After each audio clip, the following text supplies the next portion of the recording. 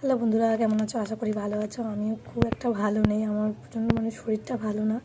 তো ভিডিওটা অনেক দিন আগেই করে রেখেছি, কিন্তু এডিটের জন্য ছাড়তে পারছি না। তো দেখতেই পাচ্ছ কি এটা হচ্ছে ঘ্যাটকুল, অনেকে এটাকে খারকুলও বলে, তো আমি এটাকে ঘ্যাটকুলই বলি।